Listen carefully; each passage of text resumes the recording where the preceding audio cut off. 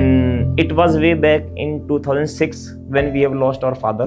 तो मम्मी ने एक ही चीज बोली, बेटा कि एक बात समझ ले, आगे तुझे ये जा करके स्ट्रगल ना करना पड़े, इसलिए आज कुछ ऐसा कर जो तेरा फ्यूचर बना दे। आपने अपनी लाइफ में सीएस प्रोफेशन ही क्यों चूज किया? कंपनी सेक्रेटरी स्टूडेंट्स अगर एक बार फेल भी हो तो क्या होगा, 3 महीने 4 महीने बाद या 6 महीने में दोबारा से कराएंगे। जितने भी सीए स्टूडेंट आज स्ट्रगल कर रहे हैं, उन्हें नाम बनाना है, पैसा कमाना है, गरीबी से बाहर निकलना है, सो आप क्या एडवाइस देना चाहिए? प्रोफेशन तो कॉमर्स बैकग्राउंड के लिए बना है, बट ऐसे भी बहुत सारे लोग हैं जो आर्ट्स बैकग्राउंड से या फिर साइंस बैकग्राउंड से आते हैं। कि हमें अपनी आर्टिकलशिप आफ्टर एग्जीक्यूटिव स्टार्ट करनी चाहिए, आफ्टर प्रोफेशनल, और कंपनी में करनी चाहिए या फर्म में करनी चाहिए? आप छोड़ दो सेक्रेटरी कंप्लायंसेस, पहली चीज तो ये जीएसटी और एनसीएलटी में बहुत स्कोप है, बहुत अच्छा खासा स्कोप। एक डंपिंग यार्ड का केस, तो उसमें भी क्या है कि मैं जनरली इसको इस तरीके से देखता हूँ कि अगर मैं कंपनी सेक्रेटरी नहीं होता तो हो सकता है मैं आवाज़ नहीं उठाता। हालांकि हमारा विजन हमेशा यही रहा है कि हम नोएडा चैप्टर को नेक्स्ट लेवल पे लेके जाएं। सर, आईसीएसआई नोएडा चैप्टर के पहले क्वार्टर में आपने क्या क्या वर्क किए? हमने इसको ना डिवाइड किया है 2 part. First part is for members and second part is for students. 2 साल से ना हमने कभी कोई फ्लायर बनवाया है, ना कभी हमने कोई कहीं अनाउंसमेंट की है। इसमें सिर्फ एक ही है कि हाँ, आपकी जो सक्सेस है वो थोड़ी डिले हो गई है, but it hasn't been denied, आपको मना नहीं किया गया है। Hi friends, welcome back to my YouTube channel CACS aspirant. I hope आप सभी अच्छे होंगे। सो आज के हमारे guest CS Sachin Mavi sir, fellow member of ICSI and chairman of ICSI Noida chapter. Sir have vast experience more than 10 year in corporate legal and secretarial matter. So आज के इस पॉडकास्ट में हम सर की CS जर्नी, एक्सपीरियंस और कुछ valuable guidance के बारे में डिस्कशन करेंगे। सर, आपका हमारे यूट्यूब चैनल पे स्वागत है। नमस्कार जी। Thank you sir. धन्यवाद जी, धन्यवाद। सर, एट फर्स्ट आप थोड़ा अपना ब्रीफ इंट्रोडक्शन दे सकते हैं एंड आपका एजुकेशन बैकग्राउंड क्या है और आप अभी करंट टाइम किस डेजिग्नेशन पे वर्क कर रहे हैं? जी धन्यवाद। First of all thank you for this opportunity and for the brief. I am Sachin Mavi, company secretary, practicing company secretary. Yes, and as of now I am serving as chairman of Noida chapter since 19th Jan 2026. Sir, मेरा first question तो सभी faculty से यही रहता है कि आपने अपनी लाइफ में CS प्रोफेशन ही क्यों चूज किया? मतलब ये आइडिया आपके माइंड में कहाँ से आया? मतलब इंडिया में और बहुत सारे प्रोफेशन है, आपने CA क्यों नहीं किया, CMA क्यों नहीं किया, मतलब CS ही क्यों किया? This is something which is journal thing, और ज़्यादातर लोग यही पूछते हैं कि यार आपको CA, CS, CMA या डॉक्टर, इंजीनियर, MBA, बहुत सारे प्रोफेशंस थे, आप कोई भी प्रोफेशन कर सकते थे, बट CS में कैसे आए? तो मैं आप लोगों को बता देता हूँ, एक ICSI का कॉन्सेप्ट होता है कैरियर अवेयरनेस प्रोग्राम का। Yes sir. तो हमारा जब 10वीं और 11वीं की क्लासेस थी तो उस टाइम पे एक हमारे स्कूल में कैरियर अवेयरनेस का प्रोग्राम हुआ था।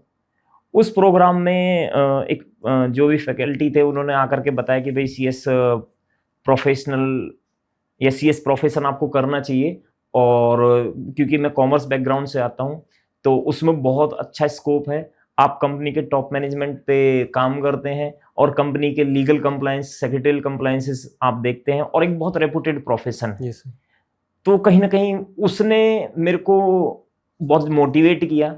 इसके साथ साथ मैंने पहले भी जिक्र किया है कि एक मेरा फ्रेंड था नहीं है, अभी भी फ्रेंड है, उसने मेरे को ज़्यादा सपोर्ट किया एंड उसने कहा कि नहीं भाई चल दोनों भाई करते हैं एक बार ये प्रोफेशन, और उसी ने बेसिकली मेरे को मोटिवेट करके ये फॉर्म भी भरवाया था। उस टाइम पे सेक्टर 62 में जो हमारा ऑफिस है, यहीं पे हमारा फिजिकल फॉर्म होता था। अब तो ऑनलाइन हो गया है, पहले जब फिजिकल फॉर्म होता था तो तब हमने यहीं आकर के 2010 में ये फॉर्म फिल किया था। Thank you sir. सर, मैंने आपके बारे में थोड़ा स्टडी किया था कि आप एक फार्मिंग फैमिली से बिलोंग करते हैं और आपकी पर्सनैलिटी काफ़ी डाउन टू अर्थ रही है, बट आज आप ICSI नोएडा चैप्टर के चेयरमैन हैं। सो इस जर्नी के पीछे काफ़ी स्ट्रगल रहा होगा। सर, आप अपने एक्सपीरियंस और जर्नी के बेस पे कुछ शेयर करना चाहेंगे ताकि बच्चों को कुछ मोटिवेशन मिल सके? फर्स्ट ऑफ ऑल यार, ये सब ना ऊपर वाले का किया हुआ है। या फिर मेरी फैमिली की जितने स्ट्रगल रहा है, या मेरी मम्मी का जितना भी स्ट्रगल रहा है, या मेरे फैमिली मेंबर्स ने जितना मुझे पुश किया है, कहीं ना कहीं ये उसका सारा ही एक तरीके से उनको श्रेय जाता है इस सब चीज़ का। मैं फार्मर फैमिली से बिलोंग करता हूँ, and it was way back in 2006 when we have lost our father. तो उसके बाद में सारा सब कुछ जो भी करना था वो मम्मी ने ही करना था। एंड जैसे मैं आपको बता रहा हूँ कि हम फार्मर फैमिली से बिलोंग करते थे, तो सारी फैमिली इनकम भी फार्मर प्रोड्यूस ही होती थी। तो मम्मी ने एक ही चीज बोली, बेटा कि एक बात समझ ले कि ये जो स्ट्रगल मैं कर रही हूँ, बस एक चीज ध्यान रखिए, ये स्ट्रगल मैं कर रही हूँ, मैं कर सकती हूँ, लेकिन आगे तुझे ये जा करके स्ट्रगल ना करना पड़े, इसलिए आज कुछ ऐसा कर कि जो तेरा फ्यूचर बना दे, तेरा भी फ्यूचर बना दे, बच्चों का भी बना दे। और कहीं ना कहीं सारा स्ट्रगल उन्हीं का था, सारा मेरी फैमिली का ही सपोर्ट रहा है, और इवन मेरे फ्रेंड्स का भी बहुत सपोर्ट रहा है इसमें जर्नी में। और ऐसे ऐसे फ्रेंड्स भी हैं मेरे कि जो 10-10, 15-15 साल से साथ में हैं, और उन्होंने ही मोटिवेट किया कहीं ना कहीं यहाँ तक आने के लिए। So it all goes to them only. Sir, किसान परिवार से आने वाले युवाओं के लिए आप क्या प्रेरणादायक संदेश देना चाहेंगे?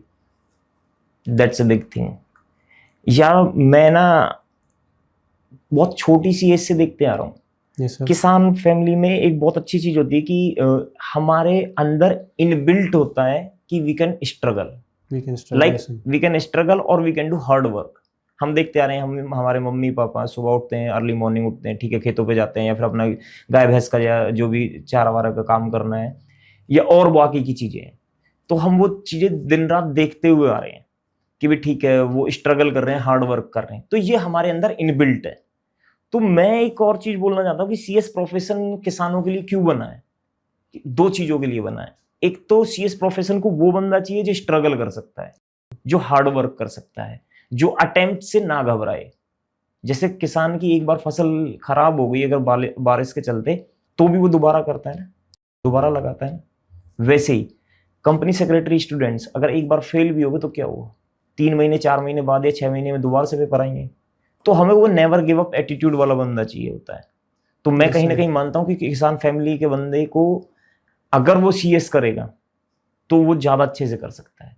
दूसरी चीज क्या है, सीएस प्रोफेशन एक अकेला ऐसा प्रोफेशन है जो बहुत कम पैसा मांगता है, जिसमें मनी इतना फैक्टर नहीं है। क्यों? क्योंकि आपको लगता है कि फीस कितनी है, 10,000, 5,000, 15,000, 20,000। मैं कहता हूँ पूरा प्रोफेशन अगर आप फाउंडेशन से लेके एग्जीक्यूटिव फाइनल तीनों स्टेज कंप्लीट भी करेंगे तो हार्डली 1 लाख रुपए में हो जाएगा आपका। एक मैक्सिमम टू मैक्सिमम को बहुत ही ज्यादा बड़ी बात है, 1.25 लाख 1.5 लाख में हो जाएगा। 1.5 लाख, यस सर। तो ये फार्मर फैमिली के लिए एक ऐसी चीज है कि ठीक है, इतना ही हम अफोर्ड कर सकते हैं, इससे ज्यादा हम अफोर्ड नहीं कर सकते। हाँ, हम स्ट्रगल कर सकते हैं, हमें पता है, बट हम बाकी पैसा नहीं दे सकते।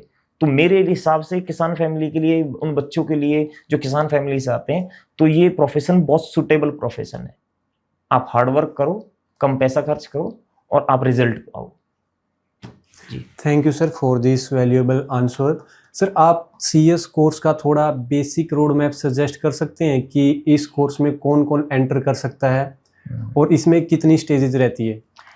यार देखो, ऑनेस्टली सेइंग ये प्रोफेशन तो कॉमर्स बैकग्राउंड के लिए बना है, बट ऐसे भी बहुत सारे लोग हैं जो आर्ट्स बैकग्राउंड से या फिर साइंस बैकग्राउंड से आते हैं। ऐसा नहीं है कि कोई भी आपको स्पेसिफिक रिक्वायरमेंट की कॉमर्स वाला ही कर सकता है, नहीं, ऐसा नहीं है। साइंस वाला भी कर सकता है, आर्ट वाला भी कर सकता है, बट फीजेबल उनके लिए जो कॉमर्स बैकग्राउंड से आते हैं, क्योंकि थोड़ा सा कम रिसोर्सेज, आपको थोड़ा कम एफर्ट करने पड़ते हैं। साइंस वालों को अकाउंटिंग पढ़ने के लिए, कॉस्टिंग पढ़ने के लिए, मैनेजमेंट पढ़ने के लिए थोड़े से एफर्ट ज्यादा करने पड़ते हैं। yes, अब आती है स्टेजेस की बात। स्टेजेस हमारे प्रोफेशन में 3 स्टेजेस होते हैं। जैसे फर्स्ट इज फाउंडेशन, या हम CSWT भी बोलते हैं इसको। फाउंडेशन अभी फाउंडेशन हो गया है। ये second year will be executive and then third year will be professionals और फाइनल जो बोला जाता है। हार्डली मेरे हिसाब से आपको अगर मैं बात करूं तो CSWT में आपके 4 पेपर होते हैं, और इसमें एग्जीक्यूटिव में आपके 6, 7, 8 पेपर होते हैं। वहीं साइमल्टेनियसली प्रोफेशनल की बात करें तो वहां भी 7, 8 पेपर होते हैं। सो दिस इज समथिंग कि आप 20-22 पेपर क्लियर करके you can be company secretary. easily. Sir, thank you for this nice explanation. Sir, what have you vision in ICSI Noida chapter? यार ये ना ये क्वेश्चन मैं अपने आप से भी बहुत बार पूछ चुका हूँ, बट इसका मैं रियल आपको आंसर देने से पहले मैं इसका एग्जाम्पल या फिर whatever we did in this quarter वो मैं आपको बताना चाहता हूँ।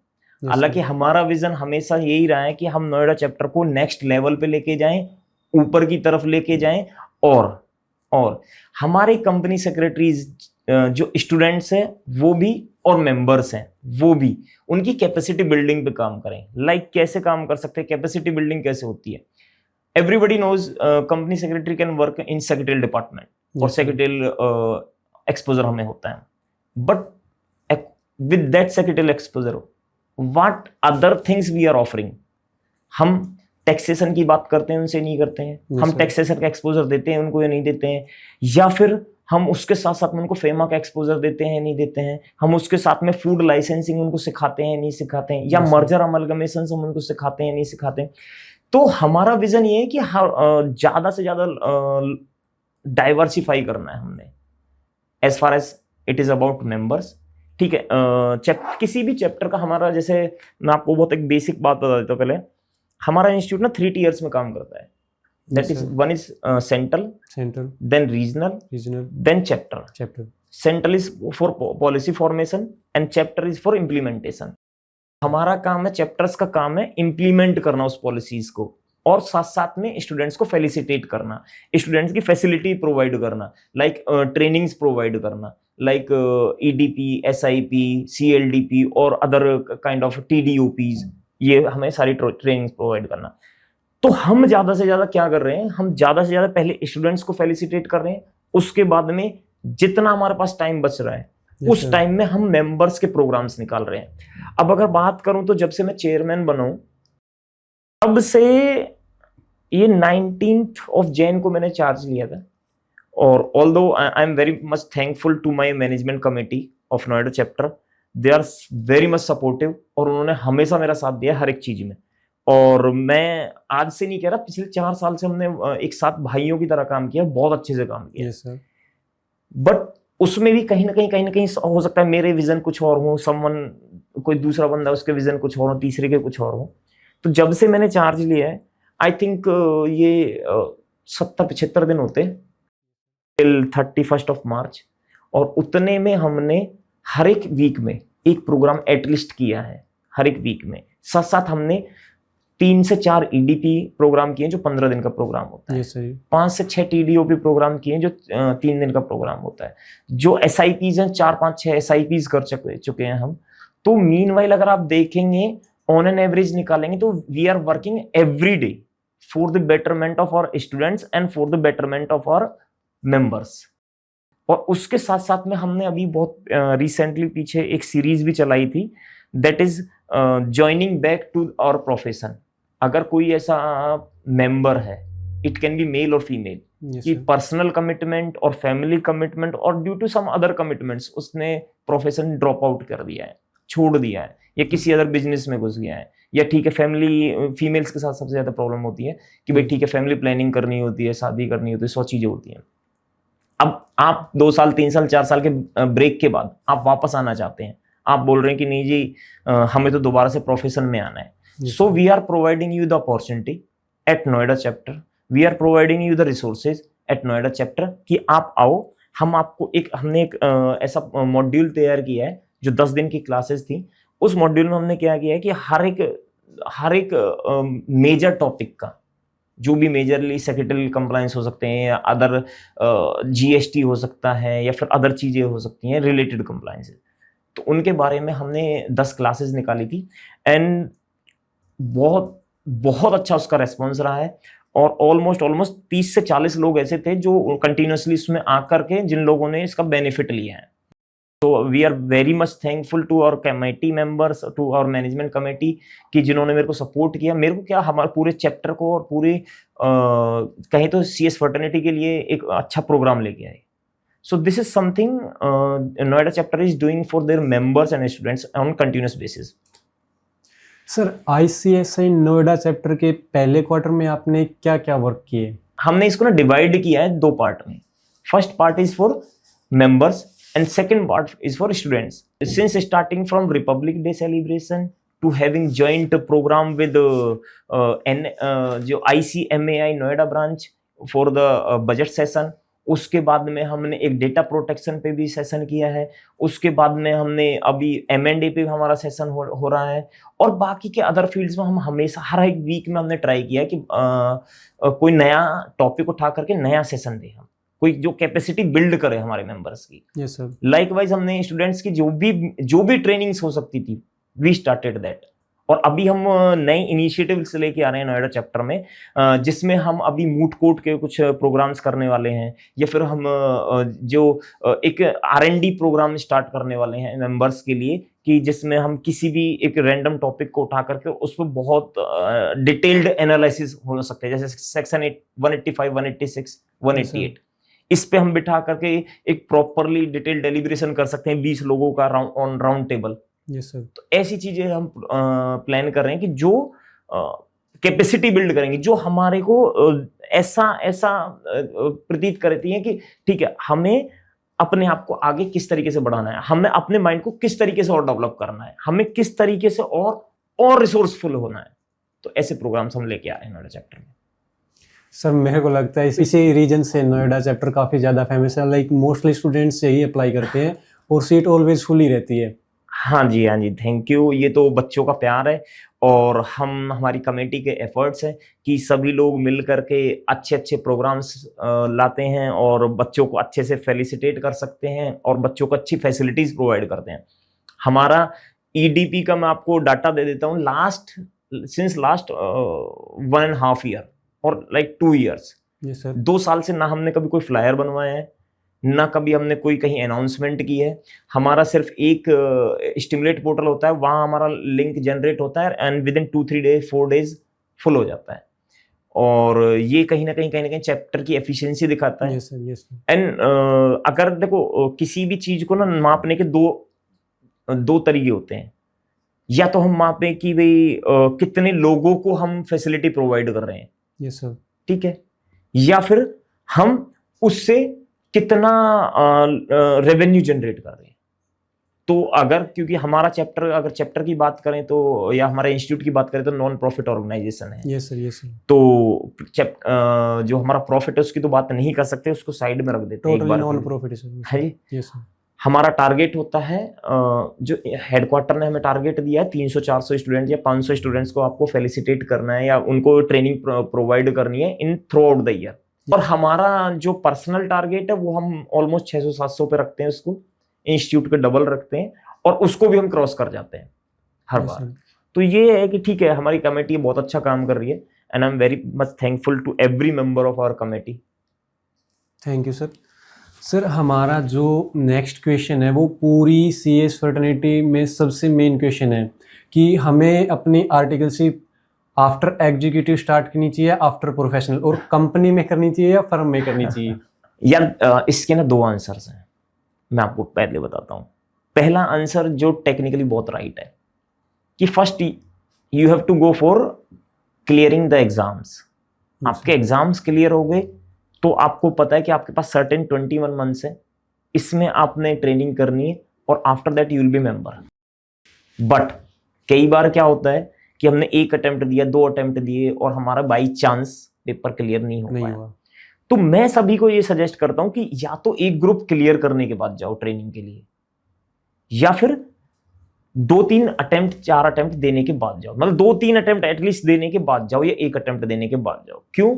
आप जब तक सारा सिलेबस पढ़ चुके होते हैं एंड आप उस स्टेज पे होते हैं कि आप प्रॉपरली मैनेज कर सकते हैं चीजों को, क्योंकि आपने सारा पढ़ लिया है। क्योंकि ट्रेनिंग एक ऐसा प्रोग्राम है, ट्रेनिंग में जिस दिन आप चले गए आपको उतना टाइम नहीं मिलता है, आपको टाइम नहीं मिलता है, क्योंकि आप, मैं मान के चलता हूँ ऑफिस आवर्स 10 to 6 है और 10 to 6:30 है, तो 6:30 से कोई बंदा अगर 6:30 निकलता है ऑफिस, तो 1 घंटे का उसका ट्रैवलिंग टाइम भी अगर मैं मान के चलता हूँ ऑन एन एवरेज, तो आप 7:30 बजे घर पहुंचते खाने पीने में, उसके बाद 8-9 बज जाते हैं। आपको थोड़ा बहुत खुद के लिए भी टाइम चाहिए होता है, फैमिली के लिए भी टाइम चाहिए होता है, और फिर आप उसमें पढ़ाई उतनी अच्छे से नहीं कर पाते हैं।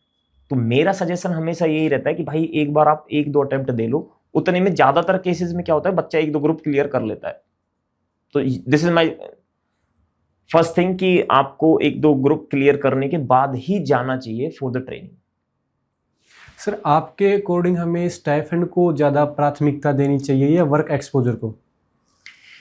यार ये ना बहुत यूनिवर्सल क्वेश्चन हो चुका है, क्योंकि आज की डेट में जैसे हम बच्चों को देख रहे हैं, सॉरी सभी को कि कोई इसे अदरवाइज ना ले, कि हर बंदा ना पैसे को भी उतनी प्राथमिकता देखता है और वर्क एक्सपोजर को भी उतनी देता है। बच्चे को आज की डेट में सब कुछ चाहिए, बट अगर मेरे को एक चीज चूज करनी हो, मैं मना नहीं कर रहा कि आपको पैसा नहीं लेना चाहिए, बट अगर मेरे को दोनों में से एक चीज चूज करनी हो तो I will be choosing work exposure. Work exposure, yes sir. Reason है उसका, अगर मैं आज अपनी टेबल पे अच्छा पोर्टफोलियो लेके जाता हूं, अगर मैं आज अपने सीवी में किसी को शो कराता हूं कि मैं आपके लिए एसेट हूं, यस सर, तो कल को आपको पैसा बहुत अच्छा खासा मिलेगा। 21 महीने 21 ही महीने, वो 21 के 22 नहीं होते, 21 ही रहते हैं। आप एक बहुत छोटा सा मैं एग्जांपल देता हूं, सॉरी टू से, मैं again I am expressing my apologies to you all, मैं सॉरी फिर से बोल रहा हूं कि मैं ना एक एग्जांपल देता हूं कि आपकी ट्रेनिंग के स्टाइपेंड में कितना डिफरेंस आ सकता है, मैक्सिमम कितना डिफरेंस आ सकता है। आप किसी पीसीएस फर्म से या किसी लो पेइंग फर्म से आप ट्रेनिंग कर रहे होगे तो 10,000 12,000 मिल रहे होंगे आपको, 10-12 तो मिल रहे होंगे, 10-12 से मिनिमम रहता है। आप अच्छी में जा रहे होंगे, तो मैं एवरेज की बात कर रहा हूँ, एवरेज की, तो आप अच्छी में जा रहे होंगे तो कितना आपको मिल रहा होगा, 20-22 मिल रहा होगा, 20, यस सर, अप्रोक्सीमेटली। ठीक है। आप 21 महीने का भी टोटल, मैं टोटल 21 महीने की बात कर रहा हूं, तो भी आपका अगर डिफरेंस देखा जाए तो फर्स्ट डे से लास्ट डे तक मैक्सिमम डिफरेंस 1,00,000, 1,50,000, 2,00,000 रुपए का होगा पूरे 21 महीने में, yes, ठीक है। लेकिन इसी में या तो आप अपने पोर्टफोलियो को इतना बड़ा कर सकते हैं या आप इतना रख सकते हैं, अभी आपके ऊपर है कि आप क्या चाहते हैं। So as per my understanding, अगर कल को मुझे चॉइस मिले, मैं अगेन बोल रहा हूं, मुझे चॉइस मिले तो I will be choosing work exposure. Sir आप वर्क एक्सपोजर को ही ज़्यादा प्रायोरिटी देना चाहते हैं? बिल्कुल। Okay, thank you sir. ये सर सबसे मतलब मेन क्वेश्चन रहता है सी स्टूडेंट्स का। आई होप कि आपको इसमें से काफ़ी ज़्यादा क्लैरिटी आई होगी। सर अभी हम हमारे नेक्स्ट क्वेश्चन पे स्विच करते हैं। Sir you are also a GST practitioner and NCLT practitioner, so in future GST and NCLT में कंपनी सेक्रेटरी का क्या स्कोप है? यार अगर मैं ना दोनों को ना साइड बाय साइड अलग अलग कर लेता हूँ, क्योंकि एनसीएलटी की बेंच हर जगह नहीं है और जीएसटी का स्कोप हर जगह है। यस सर, एनसीएलटी 2 ही है। नहीं 2 नहीं है। नहीं सर, एनसीएलटी 2 ही है। एलएटी अपीलेट ट्रिब्यूनल 2 ही है। अच्छा, मैं ऐसे इसको क्यों अलग अलग किया है? देखो, पहली चीज तो ये जीएसटी और एनसीएलटी में बहुत स्कोप है, बहुत अच्छा खासा स्कोप है। अब जीएसटी में किस तरीके से स्कोप है, अगर आप टीयर 1 सिटीज को भी छोड़ दें, टीयर 2 टीयर 3 सिटीज जो हैं, हर एक बंदा ना, आप देख लो मेट्रो सिटीज का नहीं हो सकता, और हर एक बंदा मेट्रो सिटीज में सेटल भी नहीं हो सकता। Yes sir. हर एक बंदा ऐसा भी नहीं हो सकता कि बाहर आकर के काम कर ले। तो कुछ ऐसे प्रैक्टिसिंग कंपनी सेक्रेटरीज है या कुछ ऐसे कंपनी सेक्रेटरीज है जो अपने ओन सिटी में रह करके वही प्रैक्टिस को स्टार्ट करते हैं। इन that case GST will help you in growing your practice. वो कैसे जी? आप मान के चलो कि जीएसटी तो हर एक छोटी बड़ी फर्म को चाहिए ही चाहिए। अगर आज की डेट में आपकी टर्नओवर 20 लाख और 40 lakh what ever the case is, इसको क्रॉस करती है तो आपको जीएसटी की रिक्वायरमेंट होती है और हर महीने उसकी फाइलिंग भी होती है। In that case if you are working in GST region, then what you can have, आप आपको एक ना रेगुलर कस्टमर मिल गया जो हर महीने आएगा, आपसे रिटर्न फाइलिंग कराएगा और उसके साथ में एनुअल कंप्लायंस भी कराएगा। लाइकवाइज एनसीएलटी की बात करते हैं। एनसीएलटी आने वाले टाइम में बहुत स्कोप में है, अभी भी बहुत में है, आने वाले टाइम में और ज्यादा स्कोप में आने वाला है। क्योंकि बट मैंने बहुत सारे कंपनी सेक्रेटरीज को देखा है कि जो इसमें काम नहीं करते हैं। भाई आप गलत कर रहे हैं, अपने आप को डाइवर्सिफाई करो। किसी भी तरीके से आपको कोई भी अपॉर्चुनिटी मिल रही है, कहीं भी किसी भी तरीके की अपॉर्चुनिटी मिल रही है एनसीएलटी में रिप्रेजेंट करने की या किसी सीनियर के साथ जाने की, आप बिल्कुल जाओ। आपको बिल्कुल काम करना चाहिए। ये ऐसा स्कोप है कि आपको बहुत बहुत थोड़ा काम करने के बाद भी बहुत अच्छा पैसा मिल सकता है। और मैं थोड़ा काम में, मैं किसी को ना डिग्रेड नहीं कर रहा, कभी कोई ये सोचे कि नहीं मैं एनसीएलटी में प्रैक्टिस करता हूँ और मेरे काम को छोटा बोल रहे, नहीं। बट ठीक है, आप थोड़ा करके भी अच्छा कमा सकते हो। At the end everybody is working for money. Sir अक्सर ऐसा बोला जाता है कि एनसीएलटी में 1 हीयरिंग 2 हीयरिंग की ऐसे 2 लाख 3 लाख ऐसे फीस रहती है, सो इट्स रियली ट्रू? ये डिपेंड करता है ना भाई, डिपेंड ऑन मैटर। हाँ, नहीं, मैटर पे तो डिपेंड करता ही करता है। ये आपके ऊपर भी डिपेंड करता है कि आपकी प्रोफाइल कैसी है, आपकी प्रोफाइल कैसी है। अब कुछ लोग ऐसे हैं कि जो इतने अच्छे आर्गुमेंट करते हैं कि उनको मतलब वही जैसे एडवोकेट का हाल होता है। Yes, sir. आप हाई कोर्ट में भी एडवोकेट ऐसे भी मिल जाएंगे आपको जो थाउजेंड्स में किसी हियरिंग को कर रहे होंगे। वहीं आपको ऐसे एडवोकेट्स भी मिल जाएंगे जो आपको लैक्स में क्या करोड़ में भी जा रहे होंगे। So it is something depends on you कि आप कितना अच्छे से प्रिपेयर है, आप कितना अच्छे से सामने वाले को ये बिलीव कराते हैं कि I am the best. Okay, thank you sir. Sir यदि हम बात करें आफ्टर सीएस बिफोर सीएस की, सो सीएस बनने के बाद आपकी लाइफ में क्या क्या चेंजेस आए हैं?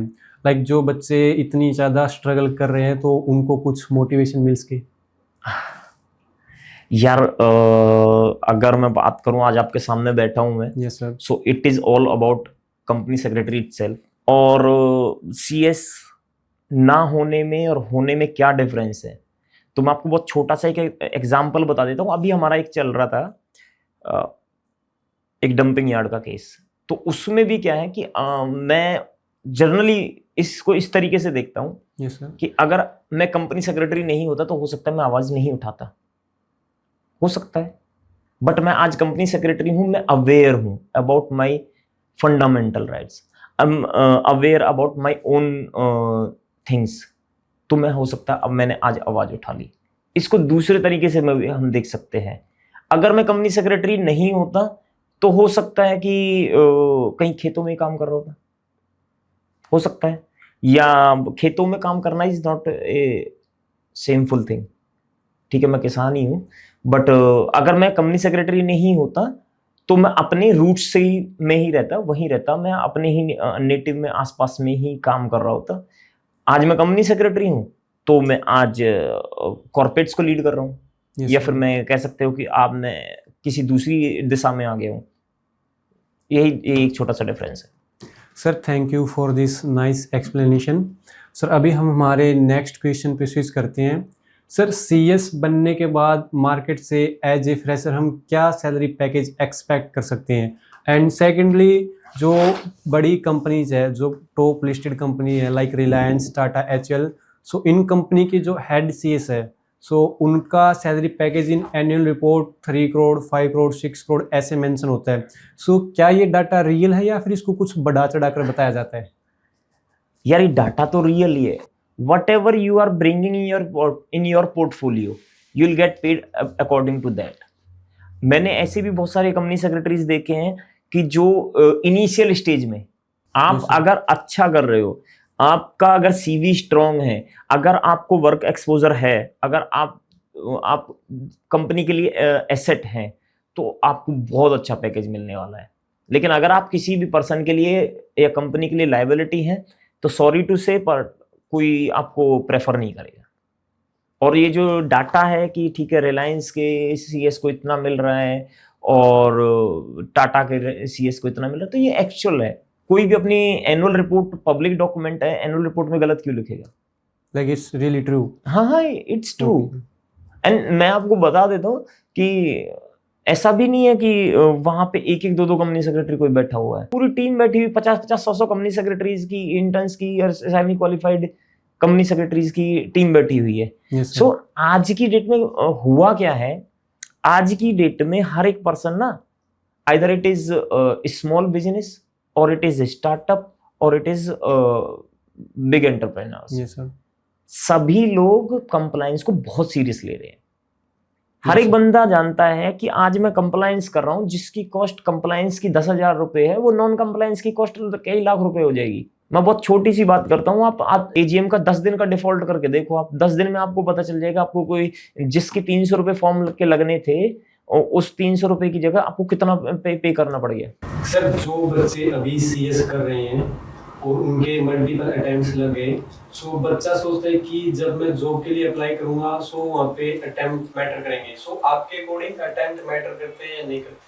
यार अटेम्प्ट मैटर नहीं करते, ये ना बहुत लोगों को हमेशा क्वेश्चन रहता है कि सर मैंने 4 अटेम्प्ट हो गए, 5 अटेम्प्ट हो गए, 6 अटेम्प्ट हो गए। ठीक है, इसमें सिर्फ एक ही है कि हाँ आपकी जो सक्सेस है वो थोड़ी डिले हो गई है, but it hasn't been denied, आपको मना नहीं किया गया है। तो मेरे हिसाब से आपके अटेम्प्ट का कभी भी कोई ऐसा नेगेटिव इम्पैक्ट नहीं पड़ता है, रादर देन सेइंग कि जिन बच्चों के ज्यादा अटेम्प्ट लगते हैं, although I am not saying कि आपके अटेम्प्ट लगने चाहिए, बट जिन बच्चों के ज्यादा अटेम्प्ट लगते हैं कंपेरेटिवली देखा गया है कि उनको ज्यादा नॉलेज होती है। अगर सपोज करो मैं कभी भी लॉ को आप पढ़ने बैठोगे तो आप जितनी बार उसको पढ़ोगे उसके ज्यादा इंटरप्रिटेशन अच्छे से निकल के आती हैं। तो आप अगर सपोज करो एक पर्सन ने सेबी कंप्लायंसेस को या सेबी के लिस्टिंग कंप्लायंसेस को या रेगुलेशंस को आपने 5 बार पढ़ा है एक अटेम्प्ट में, और वही आपके 3 अटेम्प्ट लग गए तो आपने 15 बार उनको प्रॉपरली पढ़ा है, तो आपके कहीं ना कहीं माइंड में वो बहुत अच्छे से स्टक हो चुका है, बंदे के माइंड में वो आ चुकी है। तो मेरे हिसाब से अटेम्प्ट मैटर नहीं करते हैं, बस आपने फोकस होकर के अपने एग्जाम देने हैं और ट्राई करना है। हमेशा मैं आपको एक चीज बताता हूँ, कंपनी सेक्रेटरीशिप में आपको आपके हार्ड वर्क के साथ साथ में आपका लक जरूर चाहिए होता है। तो एक चीज समझो, आप अटेम्प्ट दो और बहुत डेस्परेटली अटेम्प्ट दो, आपको नहीं पता कि कब कौन सा अटेम्प्ट आपका लास्ट है। मैं आपको अपना एग्जांपल देता हूं कि I was below standard student और हिंदी मीडियम से पढ़ा हुआ है, और उसमें भी 10th में मैं 50% मार्क्स के साथ और 12th में 60-65-70% मार्क्स के साथ बैक बेंच पे बैठने वाला। अगर मेरा एक बार में सारी चीजें क्लियर हो सकती हैं क्योंकि मेरे को कोई अटेम्प्ट नहीं लगे, अगर मेरा एक बार में क्लियर हो सकता तो आपका भी हो सकता है। सर एक ये भी है ना कि जब बच्चा मल्टीपल रिवीजन करता है तो उसका नॉलेज का लेवल और ज्यादा बढ़ता है। हाँ जी, एक अटेम्प्ट के लिए 5 बार रिवाइज कर रहे हो तो 3 अटेम्प्ट में आप 15 बार रिवाइज कर रहे हो, और आपको अगर 15 बार रिवाइज कर रहे हो तो आपके दिमाग में वो चीज छप चुकी हुई होती है। जी थैंक यू सर। सर अभी हम हमारे नेक्स्ट क्वेश्चन पे स्विच करते हैं। सर अभी एआई का दौर चल रहा है और बहुत सारे प्रोफेशनल्स बोलते हैं कि in future AI CS profession को रिप्लेस कर देगा। सो इसके रिगार्डिंग आपका क्या ओपिनियन है? यार this is something I am seeing since last I think 1 year, 1 साल हो गया होगा मेरे को देखते देखते, और मेरे को 1 साल में कम से कम 5-6-7 बार ये क्वेश्चन मेरे सामने आ गया है कि whether AI can replace company secretaryship और चार्टर्ड अकाउंटेंट।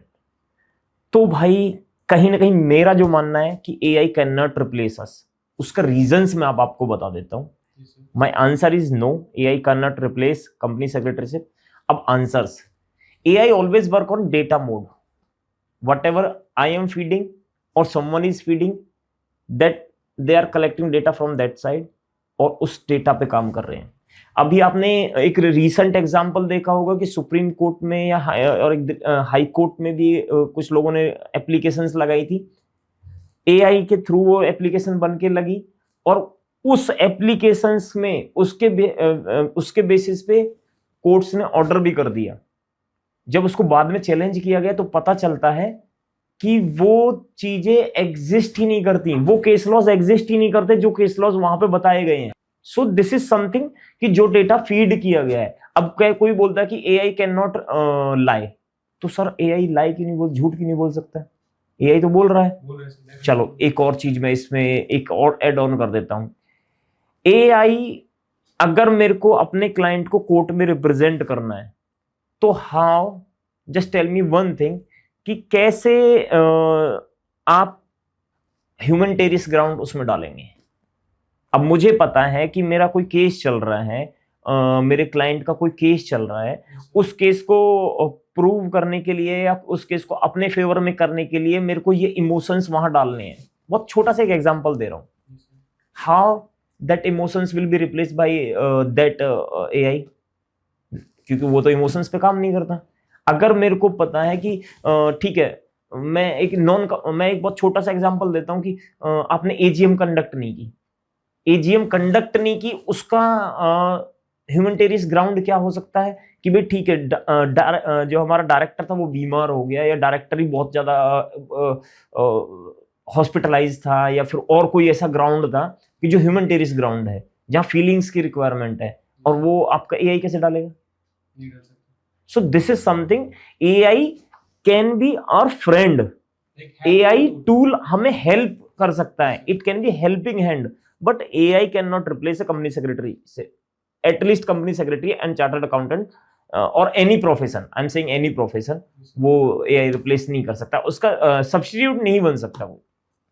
सर अभी हमने एनसीएलटी को विजिट किया था, सो वहाँ पे कंपनी सेक्रेटरी जो कंपनीज के केसेस है उनको सॉल्व कराते अपने आप को रिप्रेजेंट करे से, सो इन फ्यूचर रोबोट वहाँ पे जाके कट करे में तो नहीं खड़ा हो सकता ना?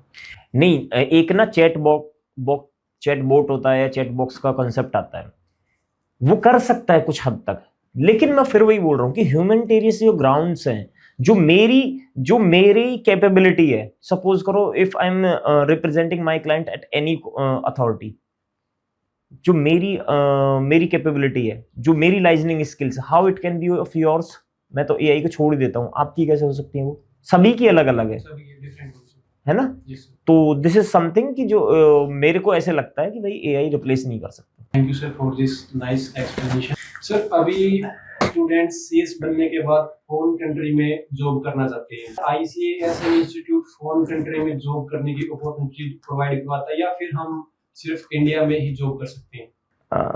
Just take it as a joke only. अभी फॉरेन वॉरेन कहीं नहीं जाते हैं, क्योंकि मिडिल ईस्ट में वैसे ही वॉर चल रहा है, तो अभी इंडिया की बात करते हैं।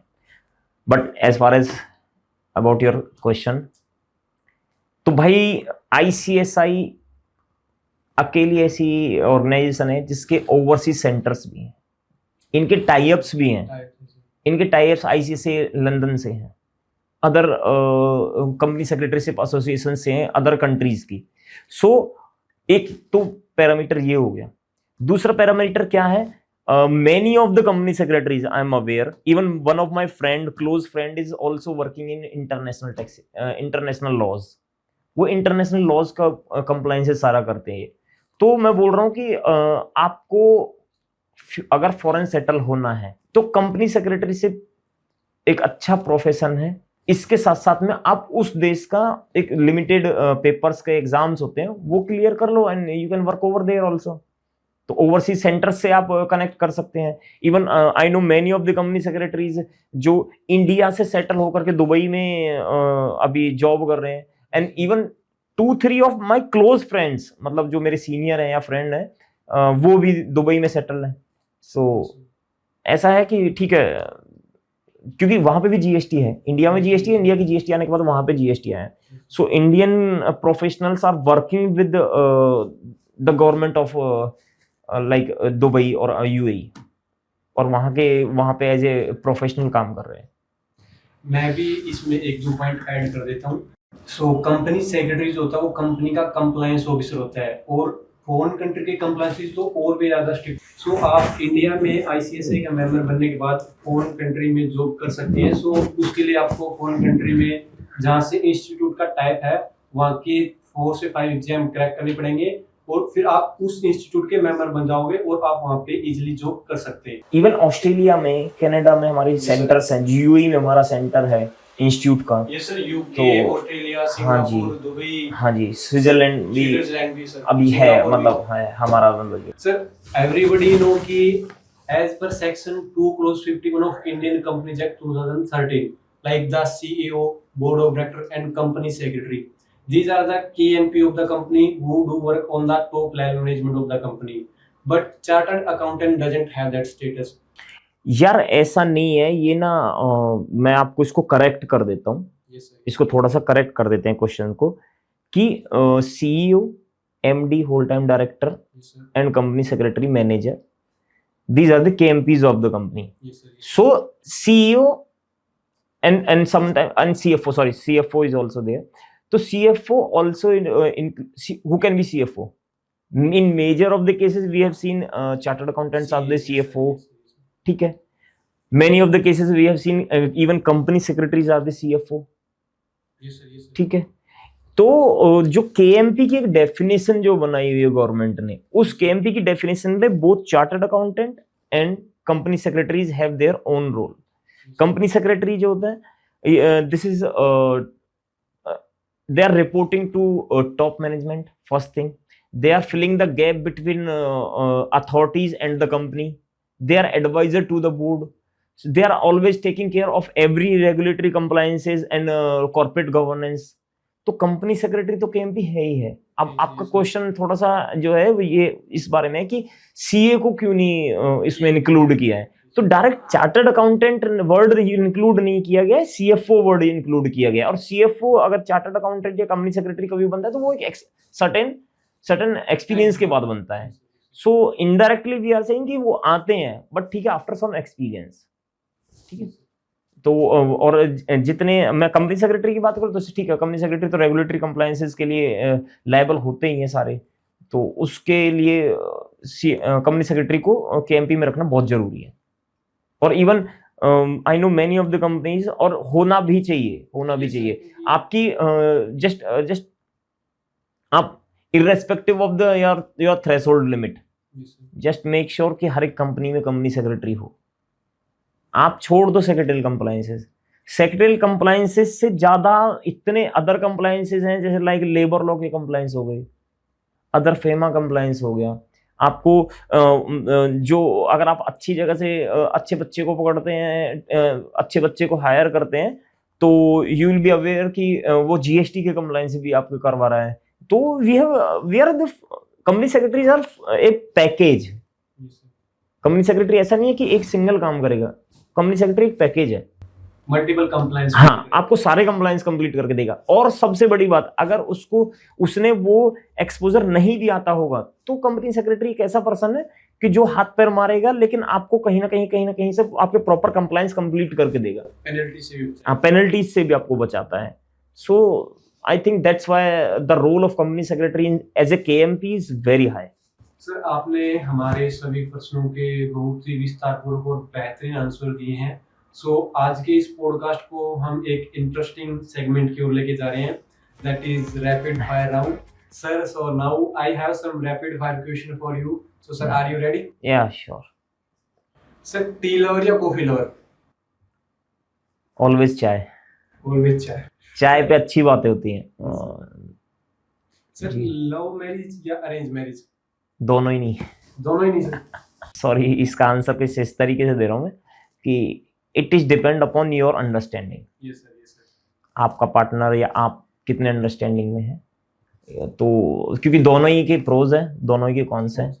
तो ऐसा भी है कि लोग लव मैरिज करके भी देख रहे हैं आज की डेट में. मैंने अभी कल परसों भी केस हुआ है, मैंने अभी देखा है. और अरेंज मैरिज करके भी चीजें चल रही हैं. तो पहली चीज है अवॉइड कर लो. अगर अवॉइड नहीं कर सकते हो तो फिर अंडरस्टैंडिंग आपकी होनी बहुत मस्ट है. जी. Sir, the big choice startup culture और एस्टैब्लिश्ड कॉर्पोरेट हाउस? या देखो, दोनों ही ना बहुत अच्छे कॉन्सेप्ट्स हैं, बट अगर किसी एक को चूज करना हो तो big corporate house, established big corporate house. Sir, Netflix या यूट्यूब? नेटफ्लिक्स तो चलाए हुए बहुत टाइम हो गया अब तो. आज सिंस लास्ट 2-3 ईयर्स अब तो टाइम ही नहीं मिलता. तो और YouTube पे भी क्या ही देखते हैं ज़्यादातर, थोड़ा बहुत कॉमेडी कंटेंट वगैरह बच्चों ने चला लिया, देख लिया, that is different thing. But अभी के लिए तो कोई नहीं. अभी के लिए? हाँ जी, हाँ जी. सर, मॉर्निंग पर्सन या night out? Always morning person. क्योंकि भाई मैं एक गांव से बिलोंग करता हूँ, और वहाँ पे आई एम फर्म बिलीवर कि आपको सुबह जल्दी उठना चाहिए. क्यों जल्दी उठना चाहिए? क्योंकि अगर आप साइंटिफिक रीजंस देखना चाहेंगे तो आपको अर्ली आप उठते हैं जल्दी, सुबह 4 बजे 5 बजे उठते हैं, तो आपका बॉडी ज़्यादा फ्रेश रहती है, ज़्यादा अच्छे आपकी प्रोडक्टिविटी आती है. आपको अगर स्टडी भी करनी है, आप सुबह जल्दी उठते हैं तो आपको ज़्यादा प्रोडक्टिविटी मिलती है. अगर आप यही पुराने टाइम से देखते आए कि हमारे वेद पुराणों के टाइम से, या फिर आपको इसको अपने धर्म से जोड़ करके देखना है, तो देख लीजिए हमारे तो साहित्यों में भी लिखा हुआ है कि भाई आपको सुबह जल्दी उठ करके भजन पूजन करना चाहिए, योगा करना चाहिए, या फिर ठीक है भगवान का नाम लेना चाहिए। सो आई एम फर्म बिलीवर कि आपको अर्ली मॉर्निंग उठना चाहिए। एटलीस्ट आप नहीं भी ज्यादा जल्दी उठ सकते तो 6 बजे तक तो you must be out of your bed. Okay sir. जी sir, the secret weapon, networking over coffee और नेटवर्किंग ओवर लिंक्डइन? यार, networking over chai, not coffee. LinkedIn पे भी नेटवर्किंग होती है, बट नाउअडेज लिंक्डइन वैसा प्लेटफॉर्म रह नहीं गया है, और आए दिन हम देखते रहते हैं कि भाई ठीक है कुछ ना कुछ गलत चीजें वहां भी सर्कुलेट हो जाती हैं। कभी कभी आपकी हो सकता है किसी की इंटेंशन भी वैसी ना रहे, क्योंकि सपोज करो if I am typing something to you, हो सकता है कि मेरी इंटेंशन पता नहीं क्या है, कैसे है, मैं क्या कहना चाह रहा हूँ, वो आप उसको गलत तरीके से ले गए, या हो सकता है आप कुछ और कहना चाह रहे हैं, मैं सही से नहीं समझ पाया। तो आई एम फर्म बिलीवर कि ठीक है, जब भी आपको, चाहे आप 5 मिनट के लिए मिले, 10 मिनट के लिए मिले, आप आमने सामने अगर बात कर रहे हैं तो that is good thing, I think. Sir, यदि आज आप सीएस नहीं होते तो क्या होते? भाई मैं,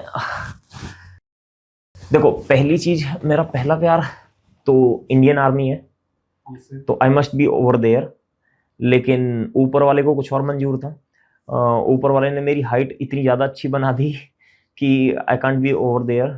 सो अभी फिलहाल के लिए अगर मैं सीएस नहीं होता तो मैं किसान होता पक्का, क्योंकि ये ना चीज़ें आपको यार नॉलेज के साथ आपको पता चलती हैं। जैसे मैं सीएस बना हूँ और मैंने स्टार्टअप कल्चर देखा है, या कुछ टाइम से मैंने देखा है कि किस तरीके से लोग इफेक्टिव खेती कर रहे हैं, नए तरीके से स्मार्ट खेती कर रहे हैं, तो मैं कह रहा हूँ कि वहां पे ज्यादा पैसा है, वहां ज्यादा पैसा है। या फिर आप अपनी लैंड का कितने अच्छे से यूज कर सकते हैं। अभी मेरी हाईवे पे लैंड है, I have started water park, I have started so many 2-3 assignments over there. मैंने अभी इंडोर क्रिकेट स्टेडियम खोला है, और उसमें वाटर पार्क मेरा चल रहा है, बहुत टाइम से चल रहा है, और एक कैफे खोला है। तो ठीक है, ये ऐसी चीजें हैं कि आपको टाइम के साथ पता चलती हैं। तो अगर मैं सीएस नहीं होता तो मैं अपनी वही लैंड को, जो अभी भी मैं कर रहा हूँ, तो उसको जब भी कर रहा होता। Okay sir. जी sir, if you define ourself in one word, so what will be that word? Myself, yes sir. I am satisfied with everything, what ever I got, I am pretty satisfied, yeah, और we can say no regrets. Sir, according to you, what is the definition of success? यार, success की definition सभी के लिए अलग है। हो सकता है मेरे लिए सक्सेस की डेफिनेशन कुछ और है, आपके लिए सक्सेस की डेफिनेशन कुछ और है। अगर मैं फाइनेंशियल पैरामीटर में बात करूं तो किसी एक बंदे के लिए सक्सेस की डेफिनेशन है कि मैं 10 लाख रुपए अपने पास इकट्ठा कर लूं तो मेरी सक्सेस है। किसी तीसरे पर्सन के लिए सक्सेस ये है कि उसके पास ऑलरेडी तो 20 लाख रुपए है, किसी तीसरे पर्सन के पास ऑलरेडी करोड़ है। तो सभी के लिए अलग अलग डेफिनेशन है। अब मैं अदर पैरामीटर्स में बात करता हूँ। सक्सेस की definition, if you are happy whatever you are doing, if you are satisfied whatever you are doing, whatever you have, then you are successful. जैसे मेरे एक पर्सन है जिसके पास बाइसिकल है, उसमें खुश है। एक किसान है, किसान को क्या चाहिए घर में? एक बुग्गी चाहिए, उसके पास बुग्गी है तो वो खुश है, वो सक्सेसफुल है। लेकिन अगर यही मैं किसी बिजनेसमैन की बात करूं तो बिजनेसमैन को अपनी बिजनेस के लिए इक्विपमेंट्स चाहिए, मशीनरी चाहिए, वो मशीनरी से खुश होगा। कोई क्रिकेटर है, क्रिकेटर सक्सेसफुल कब है? अगर वो अर्ली स्टेज में उसका डिस्ट्रिक्ट में नाम आ जाता है तो वो उससे सक्सेसफुल है। लेकिन वही अगर मैं उसको बताऊं कि 15 साल का बच्चा है तो वो चाहेगा मैं तो अंडर 16 खेल लूं, अंडर 19 खेलूं। तो सभी के लिए सक्सेस के पैरामीटर अलग अलग है। तो मैं इस तरीके से देखता हूं कि if I am satisfied what ever I am doing, then I am successful. Okay sir. Sir, एक सक्सेसफुल प्रोफेशनल बनने के लिए सबसे इम्पोर्टेंट हैबिट क्या होनी चाहिए? हाँ, ये क्वेश्चन पूछ सकते हो आप यार। The main thing you need is consistency. आप ना हमेशा किसी भी काम को कर रहे हो, किसी भी चीज को कर रहे हो, तो you are into a process. Like जैसे I was telling you about cricketer. तो क्रिकेटर को सिंस 4-5 ईयर और 6 ईयर 7-8 ईयर वहां से लेकर के अंडर 11 12 13 14 15 या 16 फिर 19 फिर 23 then men's Ranji whatever. So this is totally process. आपको वो प्रोसेस फॉलो करते हुए आना है, आपको वो प्रोसेस में कंसिस्टेंट रहना है। अब मैं यही बात करता हूँ बिजनेसमैन की। एक बिजनेसमैन को अपनी बिजनेस को ग्रो कराने के लिए, से 100 CR पे पहुंचाने के लिए एक प्रोसेस फॉलो करनी है, जो since day 1 to day like जो भी आपका एंड रिजल्ट होगा उस डे तक की प्रोसेस है। ये आपको 1 रुपए से लेकर के 100 CR तक की जो प्रोसेस है आपको वो फॉलो करनी है। आपको उसमें कंसिस्टेंट रहना है। अगर आप कंसिस्टेंट नहीं हैं उस केस में, तो आप फिर ये नहीं मान सकते कि नहीं फिर I will get it, sorry आप नहीं मिल सकते। अभी मैं बच्चों की तरीके से बच्चों के लिए बात करता हूँ कि कुछ बच्चे ऐसे हैं कि जो भी फाउंडेशन में है या एग्जीक्यूटिव्स में या प्रोफेशनल्स में ट्रेनिंग कर रहे हैं, दे वांट कि मैं ना लिस्टेड कंपनी में बहुत अच्छी टॉप पोस्ट पोजीशन पे पहुंच जाऊं। भाई बिल्कुल पहुंचोगे, आप उससे भी अच्छी जगह पहुंचोगे, लेकिन आप वो पहले प्रोसेस तो फॉलो करो भाई। आप वो प्रोसेस फॉलो करोगे तो आप वहां तक पहुंचोगे। आप पहले फाउंडेशन क्लियर करेंगे, एग्जीक्यूटिव करेंगे, फिर ट्रेनिंग करेंगे, फिर आप प्रोफेशनल क्लियर करेंगे, फिर आप उसके बाद में CLDP वगैरह करके तब आप मेंबर बनेंगे। तब मेंबर बन के आप अच्छी जगह कहीं हायरिंग पे जाएंगे। उस टोटल प्रोसेस में आप कंसिस्टेंट हैं या नहीं है, दैट डिपेंड्स। अगर आप उसमें कंसिस्टेंट हैं तो surely you will get everything what ever you deserve. But अगर आप कंसिस्टेंट नहीं है, सॉरी, आपको मिलेगा लेकिन हो सकता है लेट लतीफ मिले, फिर क्या फायदा। Okay sir. जी सर, जितने भी CA स्टूडेंट आज स्ट्रगल कर रहे हैं, उन्हें नाम बनाना है, पैसा कमाना है, गरीबी से बाहर निकलना है, सो आप क्या एडवाइस देना चाहोगे? यार एडवाइस यही है जो मैं अभी आपसे डिस्कस कर रहा था। एडवाइस यही है कि जो भी आप काम कर रहे हो सच्चे दिल से और ट्रू फेयरनेस के साथ में आप उस काम को करो। Whatever you are doing, either you are doing training, do it with your wholeheartedly. If you are studying, do it with your whole heart. अगर आप जॉब भी कर रहे हैं तो आप उस प्रोसेस को अच्छे से फॉलो करते हुए अच्छे से इफेक्टिवली काम कर रहे हैं, तो ही आपको सक्सेस के मीनिंग अच्छे मिलेंगे, आपको ग्रोथ मिलेगी। देखो, एक तो ना बच्चे का रिक्वायरमेंट होती है कि सर मेरे को ग्रोथ चाहिए, एक बच्चे को रिक्वायरमेंट होती है सर मुझे इंक्रीमेंट चाहिए। दोनों में डिफरेंस है।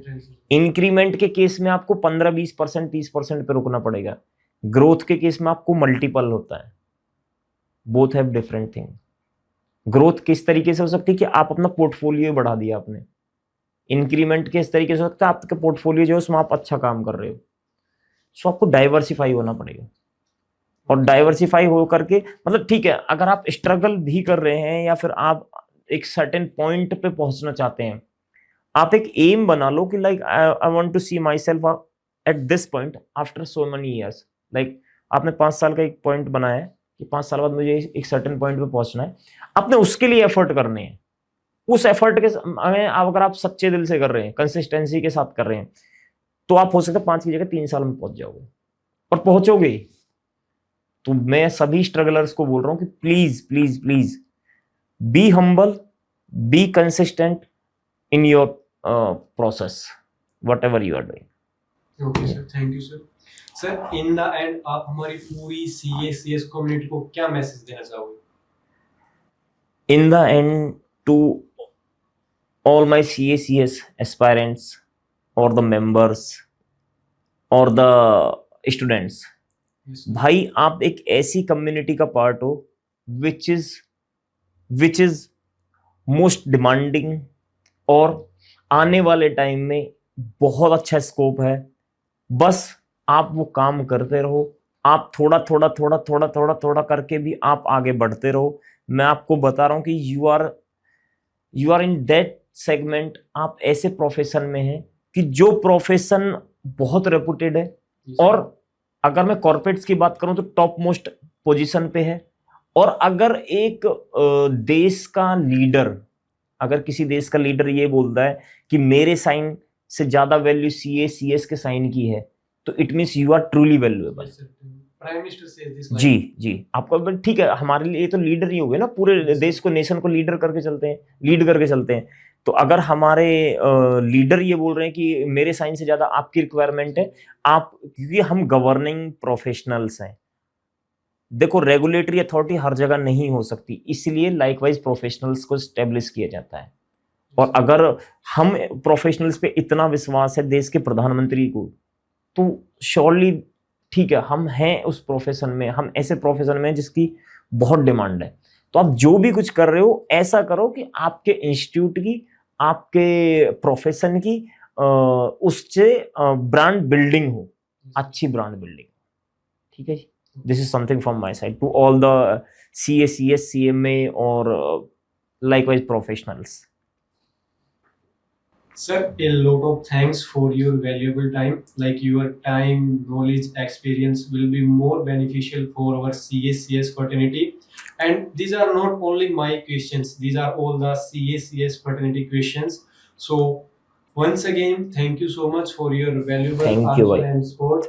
And thank you everyone for watching this podcast. If you like this conversation, please like, share, and subscribe my YouTube channel. Thank you.